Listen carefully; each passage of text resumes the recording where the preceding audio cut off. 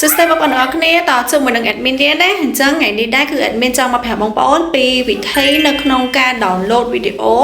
ចេញពីក្នុង Facebook បងប្អូនទាំងអស់គ្នាតើសម្រាប់បងប្អូនដែលគាត់ចង់ download វីដេអូចេញពី Facebook បងប្អូនអាចធ្វើការ download បានតាមវិធីនេះអញ្ចឹងទៅមើលវីដេអូ admin ទាំងអស់គ្នា admin នឹងប្រាប់បងប្អូនពីវិធីនៅក្នុងការ download អញ្ចឹងដើម្បីធ្វើការ download វីដេអូបានដំបូងបងប្អូនចូលមកក្នុងកម្មវិធី Facebook របស់យើងសិនមកបងប្អូនទាំងអស់គ្នាហើយខ្ញុំឧទាហរណ៍ថាពេលបងប្អូនចង់ download វីដេអូអីកន្លែងនេះបងប្អូនចុចសញ្ញាព្រួយហើយចុចពាក្យ copy link ពេលដែលបងប្អូនចុចពាក្យ copy link នឹងហើយបន្តមកទៀតបងប្អូនចេញពីក្នុងកម្មវិធី Facebook នឹងមកហើយបងប្អូនធ្វើការបន្តចូលទៅក្នុងកម្មវិធី Google បងប្អូនធ្វើការវាយពាក្យ Google មកណា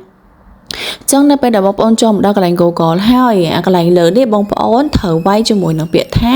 selfrom.net បងប្អូនទាំងអស់គ្នាហ្នឹងឯងនេះដូចខ្ញុំវាយនៅក្នុងហ្នឹងចឹងបងប្អូនតើមកចុចបញ្ជូនទៅមកដល់លើនេះបងប្អូន select នៅខាងលើនេះមកបងប្អូនណាអញ្ចឹងបន្ទាប់ពីបងប្អូនធ្វើការ select នៅខាងលើហ្នឹងយក web free អញ្ចឹងមកដល់កន្លែងនេះបងប្អូនធ្វើការ paste ជាមួយនឹង link បងប្អូន copy មកចូលមក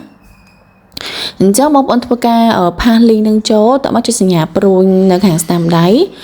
បន្ទាប់ពីផាសហើយបងប្អូននឹងឃើញវាលោតមកតដល់កន្លែងនេះឲ្យយីអញ្ចឹងដល់ពេលមកដល់កន្លែងនេះបងប្អូនចុចកន្លែង download ពណ៌បៃតងហ្នឹងទៅបងប្អូនហ្នឹងហើយបងប្អូនចុចកន្លែងហ្នឹងទៅគឺវាកំពុងធ្វើការ download ឲ្យយើងហើយអញ្ចឹងក្នុងការ download គឺបងប្អូនធ្វើការរងចាំតិចទៅរយៈពេលវែងឬខ្លីវាអាស្រ័យទៅលើវីដេអូរបស់យើងវែងឬក៏ខ្លីដូចគ្នាអញ្ចឹងណាអញ្ចឹងនេះវីដេអូនេះរៀងខ្លីចឹង download មួយផ្លែតហើយបងប្អូនឃើញអត់អញ្ចឹងដល់ពេលដែលបងប្អូន download ហើយបងប្អូនចង់ទៅមើលវីដេអូវិញចូលទៅអាកន្លែង gallery រូបថតរបស់យើងធម្មតាហ្នឹង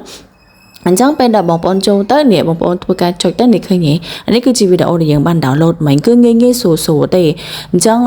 បងប្អូនក៏ចង់ download វីដេអូចេញពី Facebook ហើយបងប្អូនអាច download កម្មវិធីនេះបាន